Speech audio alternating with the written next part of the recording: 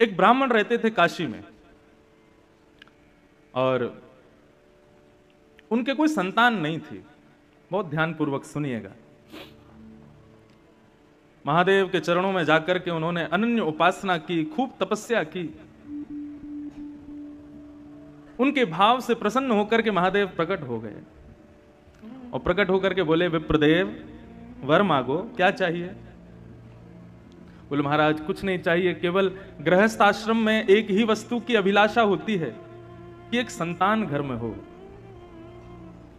मैं आपकी नगरी में रहता हूं, नित्य आपका सेवा करता हूं। मैंने वेद आदि कर्मकांड आदि इन नियमों को भी इसलिए सीखा ताकि आपकी अर्चना कर सकूं।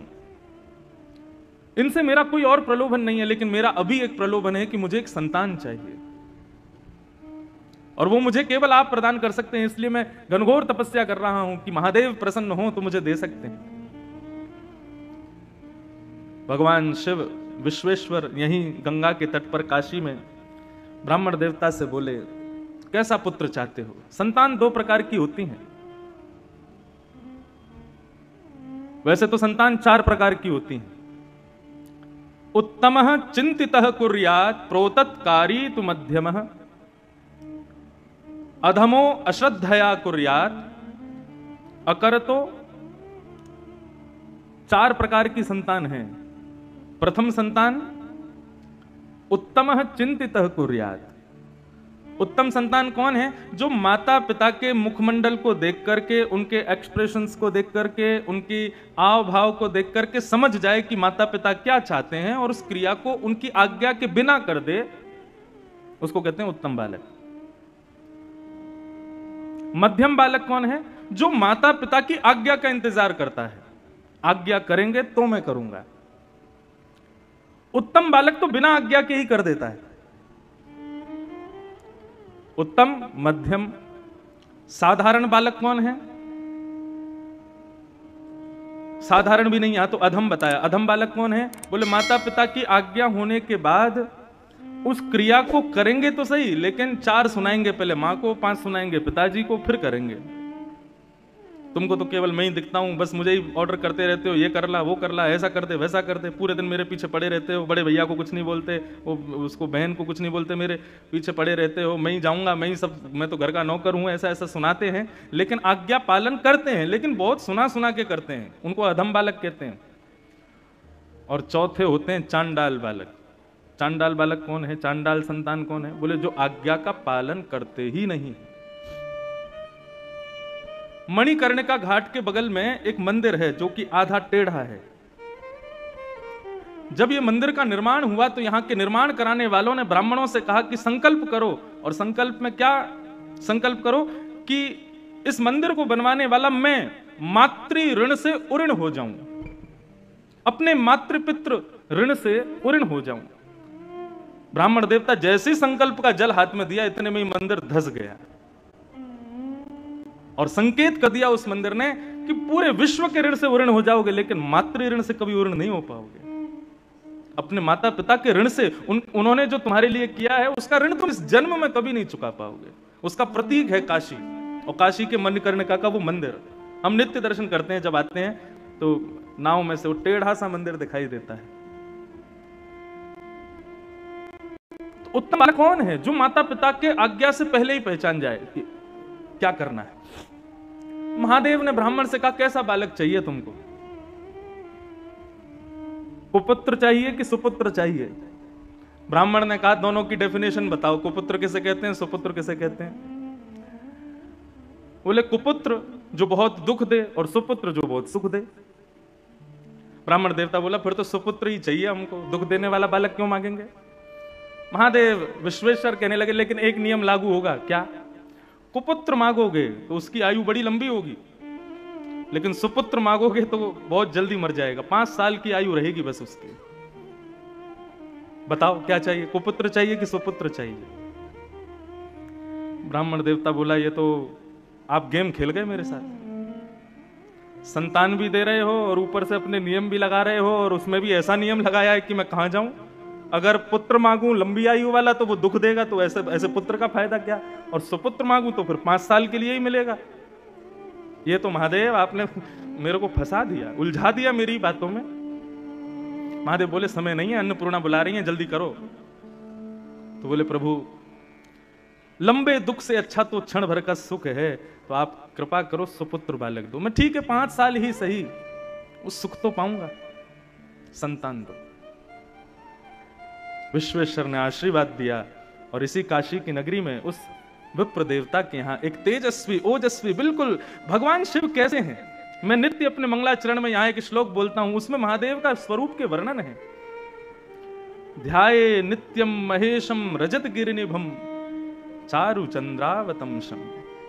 शंकर जी का स्वरूप कैसा है?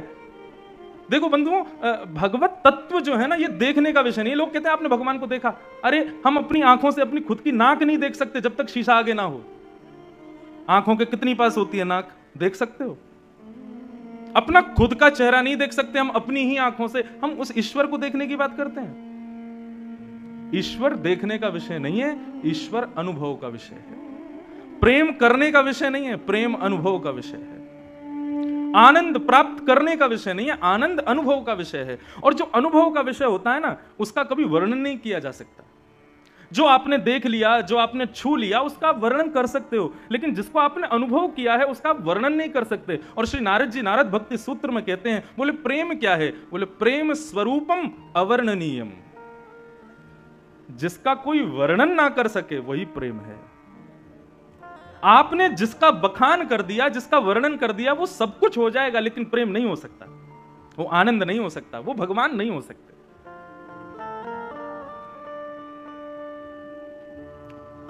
ब्राह्मण देवता के बालक हुए।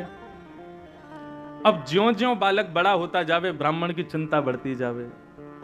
बालक इतना सुंदर, शिव जैसा। शिव कैसे हैं? बोले जैसे चांदी का कोई पहाड़ हो, ऐसे चमकते हैं महादेव। यदि कभी प्रकट हो जाए तो ऐसे दिखेंगे, बिल्कुल शिव जैसा वो बालक।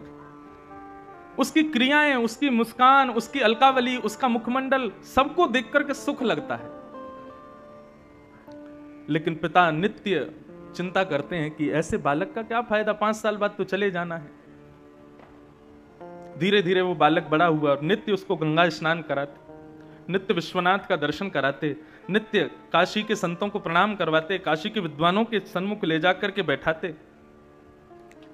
उस बालक की ऐसी स्थिति हो गई, वो सबको प्रणाम करता था। एक बार जब उसकी आयु 4 वर्ष की हो गई, 1 साल की आयु रह गई, तो उस बालक को लेकर के उसके पिता एक संत के पास गए और रोते हुए अपना दुख दर्द बताया। बोले महाराज, महादेव ने मुझे ये दिया है, लेकिन इसकी आयु केवल 5 साल की है और ये 4 साल का हो गया, मैं इसके बिना रह नहीं पाऊंगा। आप कैसे भी इसको जीवित रखो, इसकी आयु बढ़ाओ। आप संतों में ताकत है, आप चाहो तो महादेव को कह सकते हो मेरा भाव। संतों ने एक ही आज्ञा की, बोले यदि तुम चाहते हो ये बालक जीवित रहे तो इस पर संतों की इतनी कृपा हो जाए, इतनी कृपा हो जाए कि उस कृपा को महादेव चाहते हुए भी कभी नष्ट ना कर पाए। और वो कब होगा? बोले खंबायु यज्ञम शलिलम महिम च। आंखों के आगे दिखने वाली हर वस्तु को इससे प्रणाम करवाओ। प्रणमे दंडवत, दंडवत प्रणाम करवाओ। प्रणाम में बड़ी ताकत है। आजकल लोग प्रणाम करना नहीं जानते, इसीलिए मैं सबसे प्रार्थना करता हूं, मुझे प्रणाम मत किया करो, दूर से हाथ जोड़ा करो। प्रणाम का अर्थ क्या होता है? नमन। नमन माने अपने मन को सामने वाले के चरणों में अर्पित करना। लेकिन हमारे यहां भारतीयों में ऐसी प्रथा बन गई है कि बिना छुए तो प्रणाम मानेंगे ही नहीं। माताएं बहनों को मैं कहता हूं मत किया करो, आप दूर से करो, लेकिन नहीं मानते। यहां तो चलो फिर भी इतनी संख्या में लोग नहीं है, कई जगह तो इतनी भीड़ होती है कि महाराज धोती बचानी पड़ जाती है कि गाड़ी में बैठ तो जाऊं सही सलामत। प्रणाम में बड़ी ताकत है, लेकिन प्रणाम शरीर से नहीं होता है, प्रणाम मन से होता है, हृदय से होता है। हमारे पूज्य पिताजी महाराज अपनी कथा में कहते हैं, जिसको देख करके आंखें झुक जाएं, सर थोड़ा नीचे हो जाए और मन में भाव, उसके प्रति आदर का भाव प्रकट हो जाए, ये 3 क्रिया ही प्रणाम कहलाती हैं। और तुम आंखों में टकटकी लगा के देख रहे हो, सीना चढ़ा के खड़े हो, उसके हाथ ही नीचे झुक के प्रणाम करो, वो प्रणाम थोड़ा ही है। प्रणाम तो हृदय से होता है। संत ने आज्ञा की कि इस बालक को सबको प्रणाम करवाओ। अब तो वो बालक सबको प्रणाम करता, घर के बाहर दहली पे बैठा रहता और गली से जो निकलता, जीव जंतु आदमी कोई भी हो, सबको प्रणाम करता। एक दिन आया और उस गली में महादेव के प्रथम 7 शिष्य सप्त ऋषि पधारे। ये सप्त ऋषि कौन हैं? भगवान शिव के पहले 7 शिष्य हैं।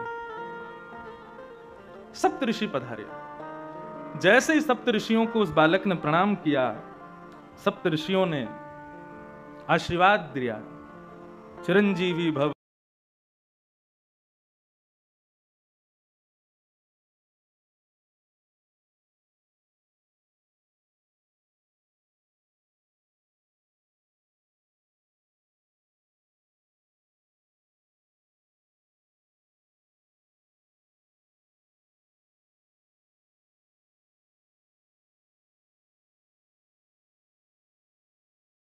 सप्त ऋषि हैं, महादेव के शिष्य हैं। ब्रह्म वाक्यम जनार्दनम, ब्राह्मण की वाणी जनार्दन की वाणी होती है।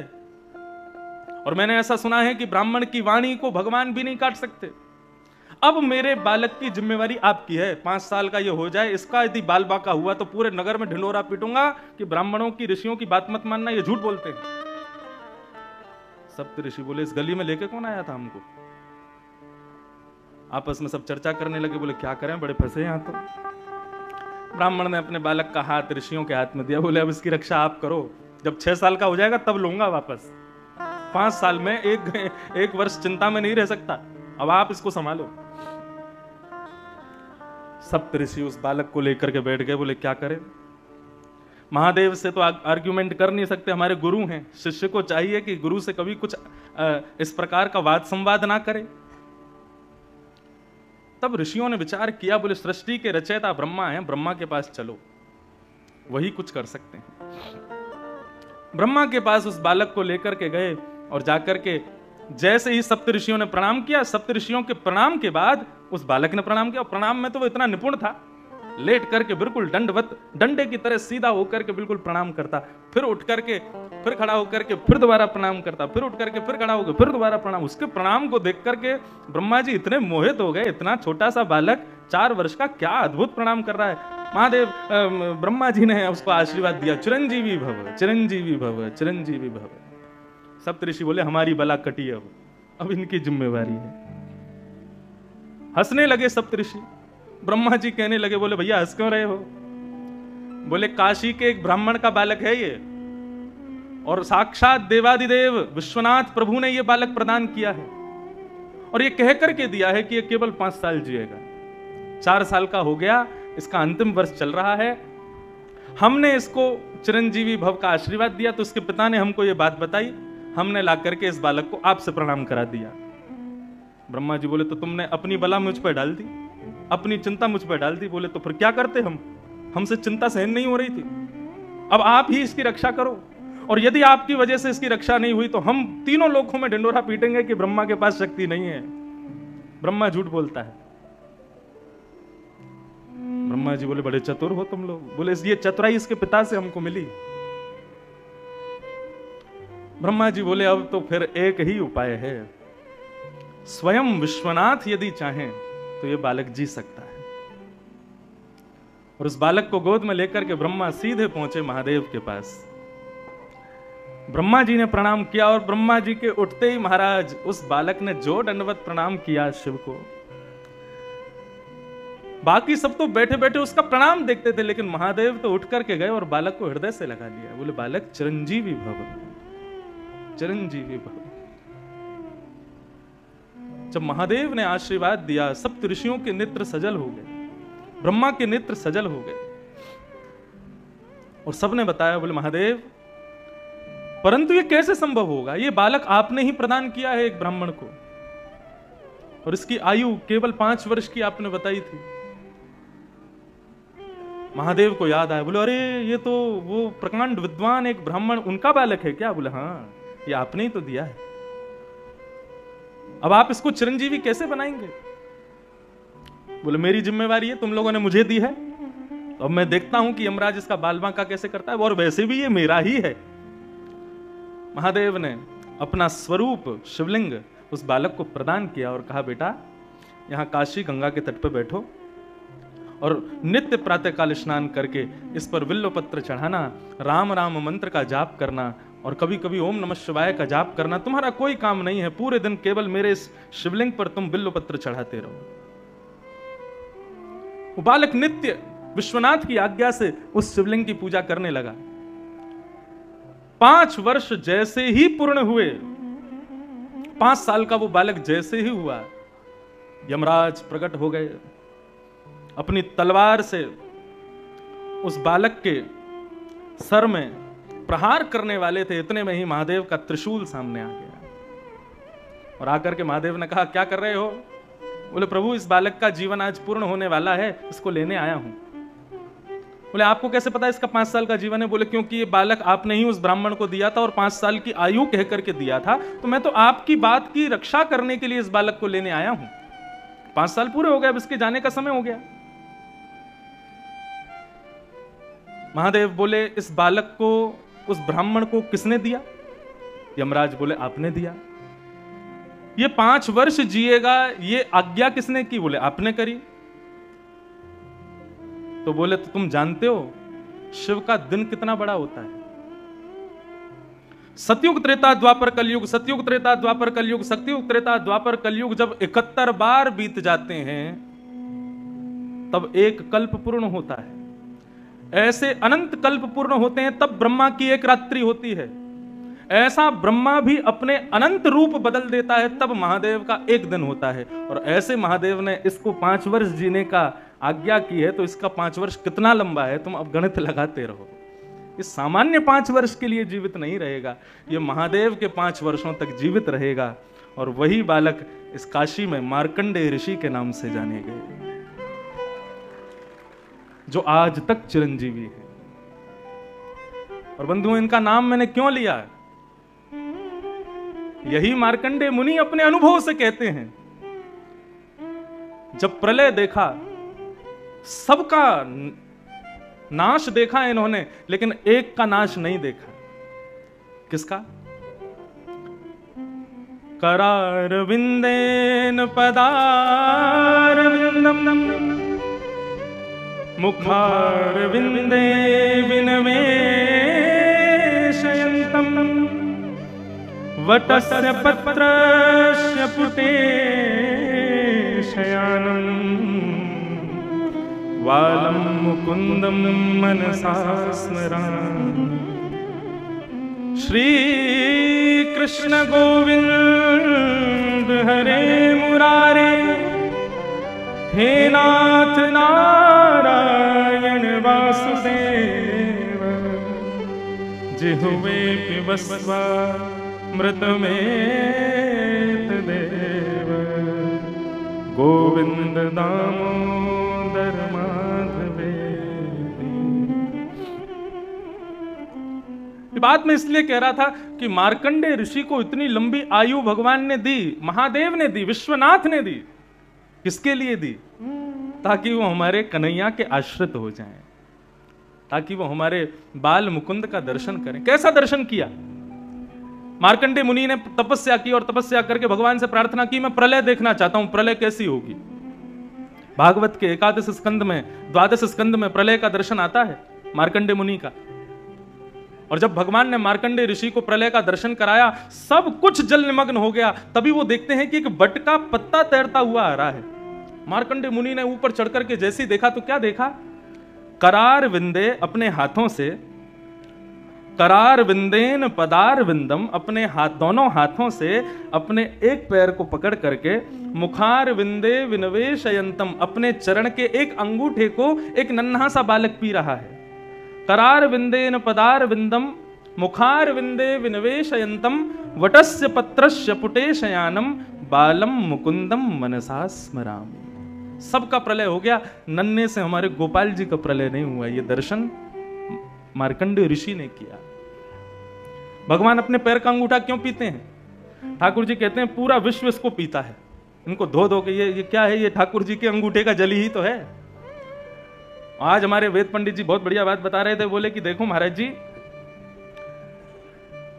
गंगा जल को सब लोग मुख से लेते हैं, सिर से लगाते हैं, स्नान करते हैं, लेकिन महादेव, बोले महादेव तो गंगा जी को ही मुकुट बना के पहनते हैं, अपने सिर पर ही धारण करते हैं। बोले श्री नारायण के चरणामृत उसको नीचे भी नहीं आने देते, अपनी जटाओं में बांध करके रखते हैं। सबके अलग अलग सुंदर सुंदर मुकुट हैं, किसी का स्वर्ण का मुकुट है, किसी का पद्मराग का मुकुट है, किसी के अन्य अन्य धातुओं के मुकुट हैं, लेकिन महादेव का मुकुट क्या है? बोले गंगा ही उनका मुकुट है, श्री कृष्ण चरणामृत ही उनका मुकुट है। इन दोनों में ज्यादा अंतर नहीं है, ये हरि और हर, ये दोनों एक ही हैं, एक दूसरे के साथी भी हैं, एक दूसरे के स्वामी भी हैं और एक दूसरे के सेवक भी हैं। जैसे ही शिव जी को पता चला कि रघुनाथ जी ने समुद्र पर सेतु बनाया, सब दूतों ने आके बनाया, बोले जय हो रघुनंदन राम की जय हो। शिव जी बोले क्या हुआ? बोले आज रघुनाथ जी ने समुद्र पर सेतु बनाया। लेकिन शंकर जी ने ये नहीं सुना कि समुद्र पर सेतु बनाया। बोले अच्छा, समुद्र मतलब ससुर जी, काट दिया, चलो तो हम पीछे क्यों रहे।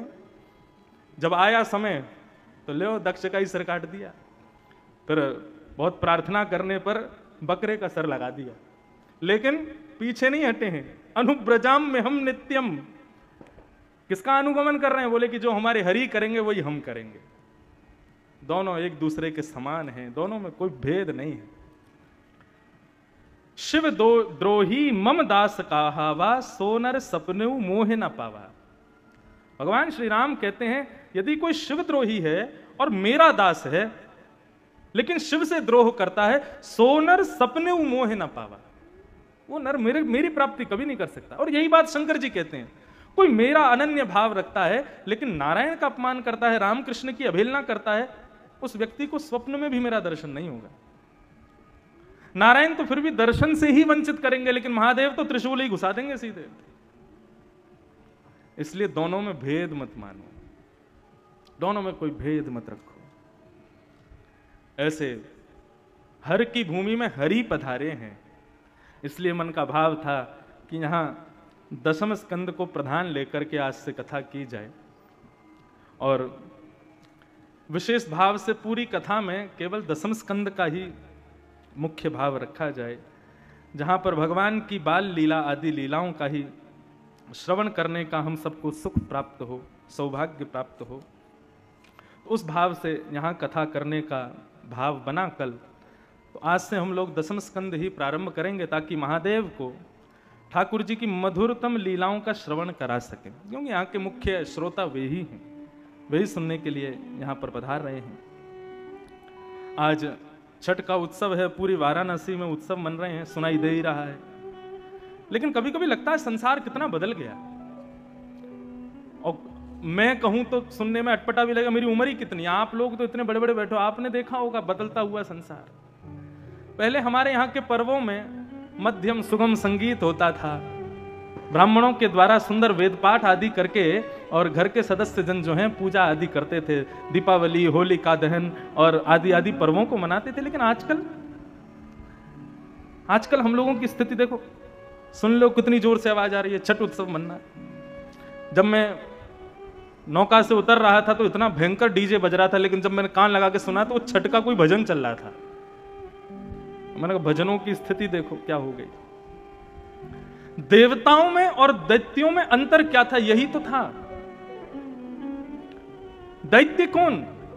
जो सारे नियमों का उल्लंघन करते हुए क्रियाएं करें, वो दैत्य हैं। और देवता कौन? जो हर चीज का ध्यान रखे।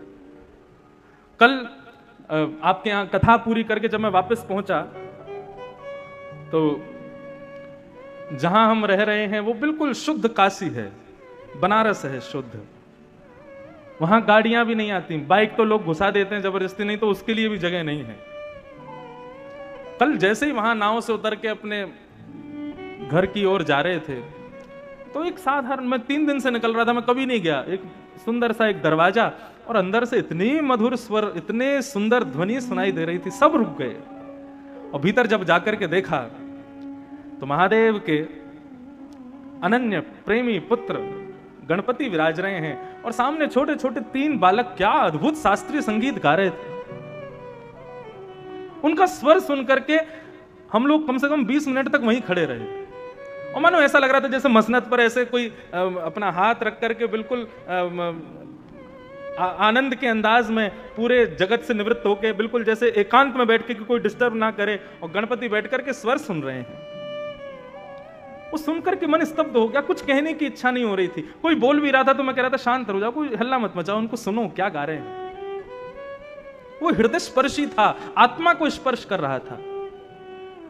लेकिन आजकल हम मानवों को क्या हो गया है, यदि कोई शास्त्रीय संगीत गाने वाला आ जाए तो महाराज जितनी भीड़ होती है उससे भी कम हो जाती है, पंडालों में चले जाते हैं उठ के लोग, नहीं समझ में आ रहा, नहीं सुन सकते। ये हमारा अभाग्य है। वो तो अपने अपने स्थान पर पूर्ण है, हम में इतनी क्षमता नहीं है, हम में इतनी योग्यता नहीं कि हम उसको सुन सकें।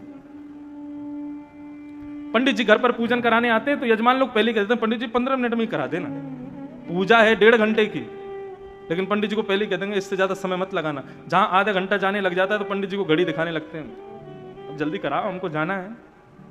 वो नौकर नहीं है तुम्हारे। महादेव भी जिनको देख करके प्रणाम करते हैं, वैष्णवानाम यथा शंभु, वो ब्राह्मण हैं। ये हम लोगों का अभाग्य है कि हम लोग अपने वैदिक शास्त्रों से, अपनी वैदिक क्रियाओं से, अपने पुराने समय के जो हमारी धरोहर है, हम उनको छोड़ते जा रहे हैं धीरे धीरे। लेकिन फिर मन में भाव आता है तस्मात् केनाप्युपायेन मनः कृष्णे निमेषयेत्। इतना घनघोर कलिकाल चल रहा है, इतने में भी लोग पूजा तो कर रहे हैं, छठ पूजा कर रहे हैं, भले डीजे चला के कर रहे हैं, कर तो रहे हैं, तो लगता है कम से कम कुछ ना से तो ये अच्छा है। लेकिन बंधुओं, अपनी धरोहरों को छोड़ो मत, वो हमारा सर्वधन है। प्रयास किया करो कि जितना उसके समीप रह सकें हम रहें। ये वेस्टर्न कल्चर नहीं है तो क्या है, इतना तेज संगीत बजाना जोर जोर से। अब गणपति उत्सव होता है, गणपति विसर्जन करने जाते हैं, पहले ढोल नगाड़े जाते थे, गाते हुए लोग जाते थे, फिर धीरे धीरे बैंड बाजे आ गया, बैंड बाजे भी खत्म, अब तो डीजे आ गया। और आजकल तो ऐसे डीजे चलने लगे कि घर की खिड़कियां हिलती हैं उनके धमक से, हृदय कभी कभी लगता है निकल के बाहर ना आ जाए। और इतना तेज घमक, उतना महंगा डीजे, लोग बुलाते हैं उसको। क्या हो रहा है हम लोगों को, कहां की ओर जा रहे हैं हम लोग। श्रावण में शिवरात्रि आदि, श्रावण के समय में, शिवरात्रि के समय में रात रात भर रंगीन लाइटों से महाराज भर दिया मंदिरों को, और उसमें दुनिया भर के फिल्मी गाने चला रहे हैं। बस शब्द बदल देते हैं, धुन फिल्मी है और शब्द भगवान के भजन के हैं।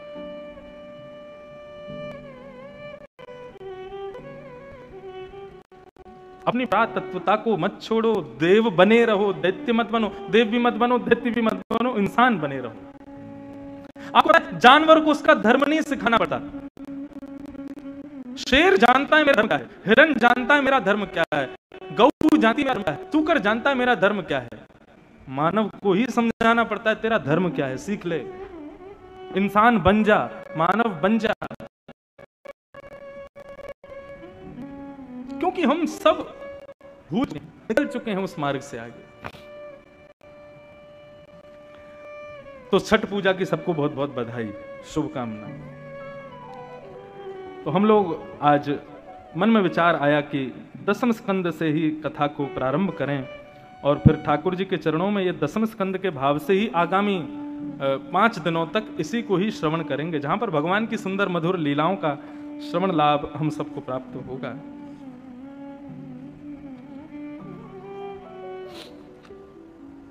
श्रीमद् भागवत में 12 स्कंद हैं, और ये 12 स्कंद भगवान के श्री चरणों से लेकर के ललाट तक का दर्शन कराते हैं।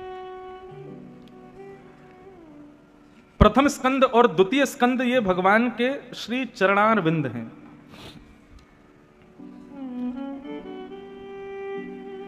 ध्यान से सुनिएगा, 12 स्कंद पूरी भागवत का दर्शन। तो प्रथम और द्वितीय स्कंद जो है भगवान के चरण हैं। एक प्रकार से कहें तो आपकी काशी भी तो भगवान के चरण हैं। हम जब प्रथम द्वितीय स्कंद सुनते हैं तो मतलब ठाकुर जी के चरणों में प्रणाम हो गया।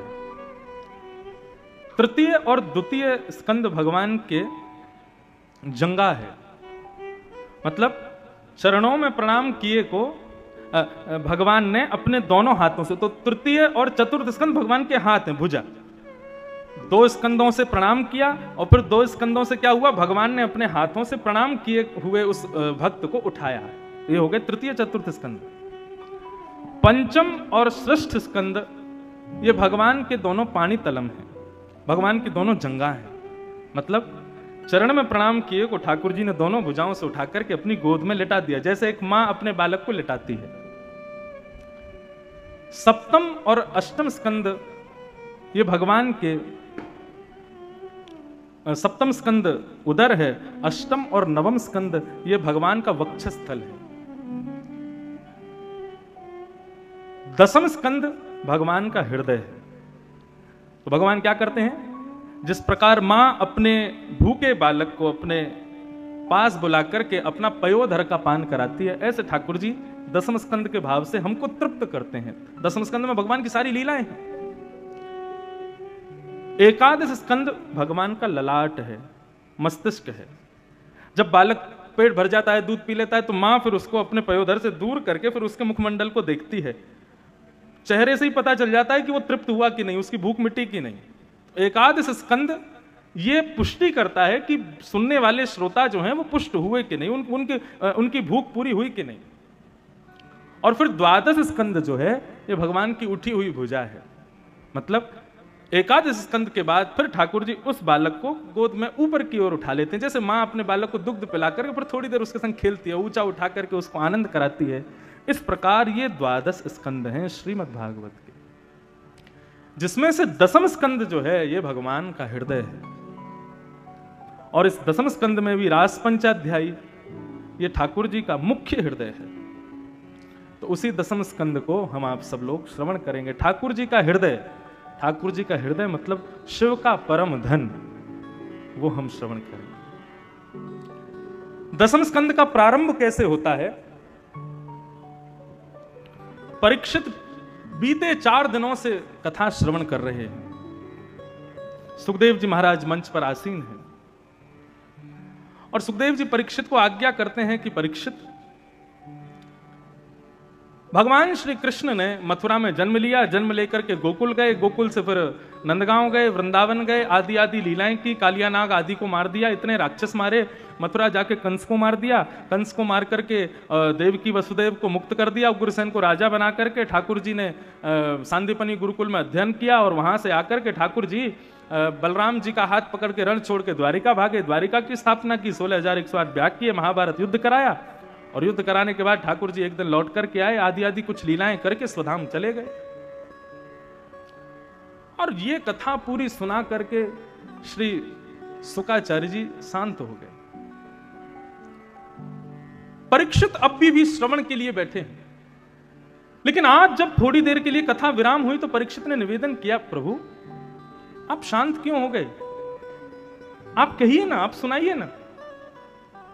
सुखदेव जी बोले, सुना तो दी कथा, मथुरा में जन्म हुआ, वृंदावन में ये किया, बरसाने में नंदगांव में ये किया और मथुरा में जाके ये किया, आदि आदि ये सारी लीलाएं हैं ठाकुर जी की, बस यही तो लीला है, इससे आगे और क्या सुनाऊं तुमको?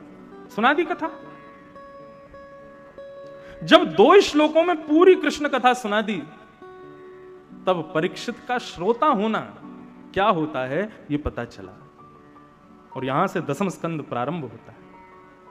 परीक्षित निवेदन करते हुए कहते हैं, हे भगवान, कथितो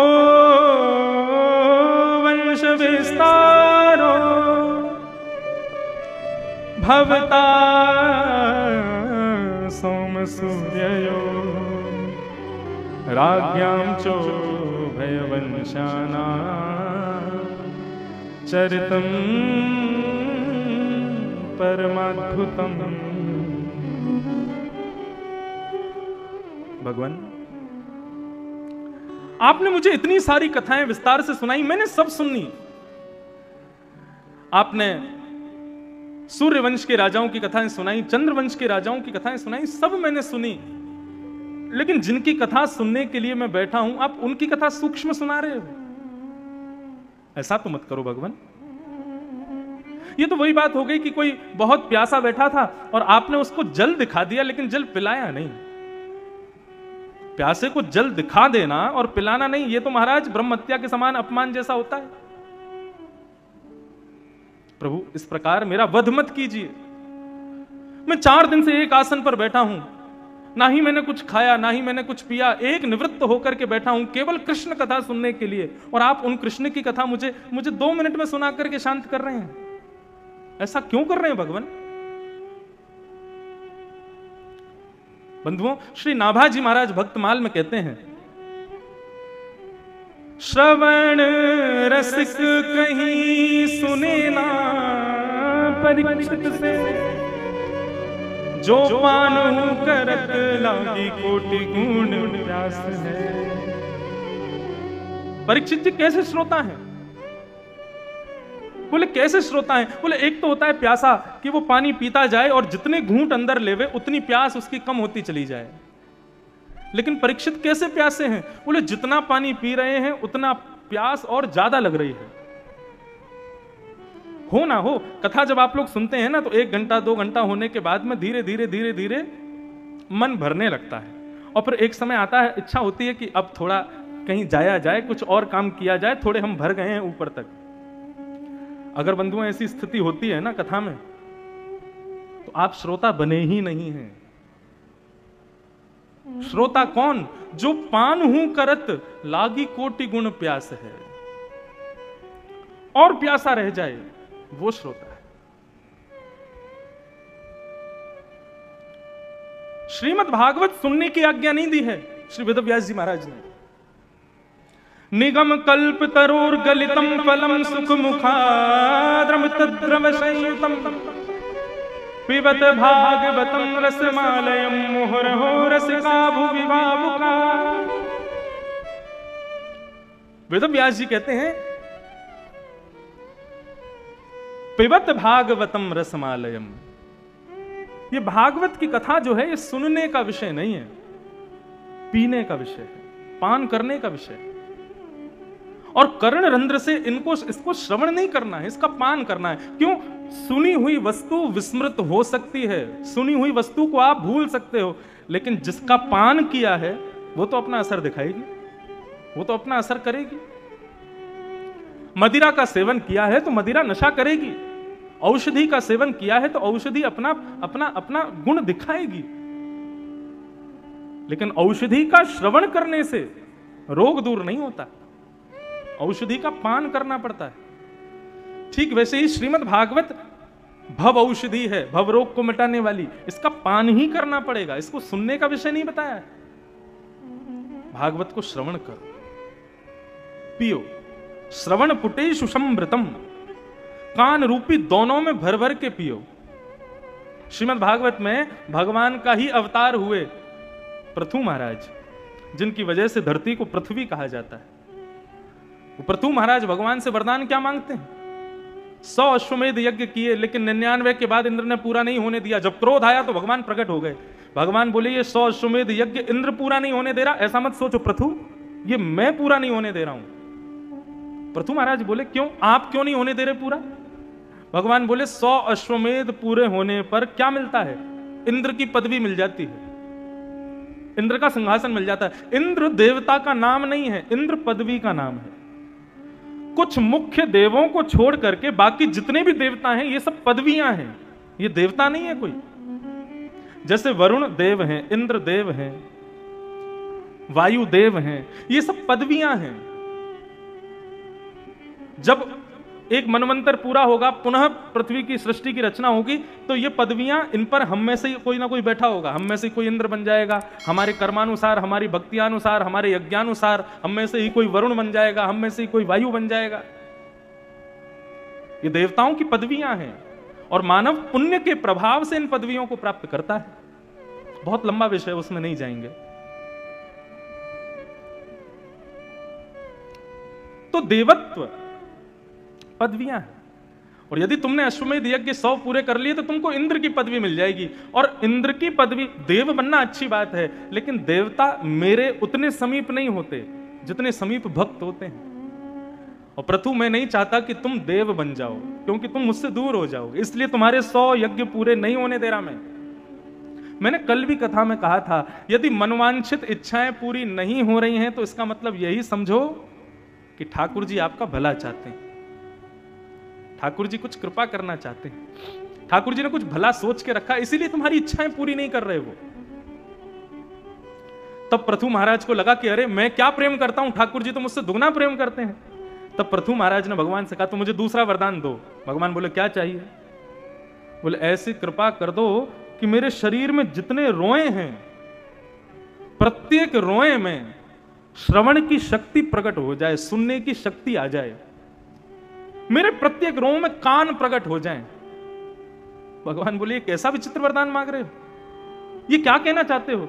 तब पृथु महाराज कहते हैं, बोले प्रभु मैं ये इसलिए मांग रहा हूं क्योंकि आपकी कथा सुनने के लिए मुझे 2 कान बहुत कम लगते हैं। मैं अपने प्रत्येक रों से आपकी कथा सुनना चाहता हूं, मैं प्रत्येक अंग से आपको सुनना चाहता हूं, आपको ग्रहण करना चाहता हूं, इसलिए मेरे प्रत्येक रोम में आप श्रवण की शक्ति प्रकट कर दो। वृंदावन की एक गोपी गाती है, आशावरी, यमुना जल भरने के लिए गई। वृंदावन की स्थिति जो पृथु महाराज मांग रहे हैं भगवान से, वृंदावन तो नित्य उसी स्थिति में रहता है। एक गोपी यमुना जल भरने के लिए जा रही है, कानों में रुई लगा करके जाती है। दूसरी गोपी ने कहा, बोले क्या कर रही है? बोले मैं कानों में रुई लगा करके जा रही हूं। बोले क्यों, कानों को क्यों बंद करके जा रही है? बोले तुझे नहीं पता, जब कोई कृष्ण बोलता है ना, जब कोई गोविंद बोलता है, जब कोई माधव बोलता है ना, तो मैं मूर्छित हो जाती हूं, मैं काम नहीं कर पाती, इसलिए मैं कानों में रुई लगा के आई हूं। कहीं कोई कृष्ण ना बोल दे, कहीं कोई माधव ना बोल दे, कहीं कोई गोपाल ना बोल दे, कहीं मैंने सुन लिया ना तो मेरी स्थिति बिगड़ जाएगी। इसे कहते हैं श्रवण, जहां सुनते ही आप अपने देहाभिमान से शून्य हो जाओ। सुनने के बाद भी देह अभिमान में है, देह अपनी फिक्र करवा रहा है तुमसे, तो तुमने सुना ही नहीं है। जहां चित्त की चिंता छूट जाए, जहां देह की चिंता छूट जाए, जिह्वा की प्यास नष्ट हो जाए, उदर की भूख चली जाए, तब समझना तुमने सुना है। उस श्रेणी में पहुंच गए हैं श्री सुखदेव जी और परीक्षित जी। तो गोपी जाती है और जाकर के जैसे ही यमुना जल भरने लगती है, पल्ली पार ठाकुर जी अपनी गैया चराते चराते कहीं दूर निकल गए, तो ठाकुर जी को बुलाने के लिए सारे ग्वाल बाल अपने मुख पर हाथ रख के कहने लगे, कन्हैया, गोपाल, माधव। और जैसे ही उन्होंने कृष्ण नाम का उद्घोष किया, सर घूमने लगा गोपी का, हाथ कांपने लगे, मटकी हाथ से गिर गई और उसी क्षण यमुना के पुलिन पर गिर गई। दूसरी गोपी ने उसके मुख पर यमुना जल छिड़का। जब होश में आई तो उसने कहा क्या हुआ? रुदन करते हुए बोले मैं तो सोचती थी कृष्ण नाम केवल कानों से प्रवेश करता है, लेकिन आज मुझे पता चला कि मेरा प्रत्येक रों से कृष्ण नाम प्रवेश करता है। किस किस को बंद करके आऊं मैं? तब अष्ट सखा के श्री कृष्णदास जी ने उस गोपी की मनस्थिति को गाया है।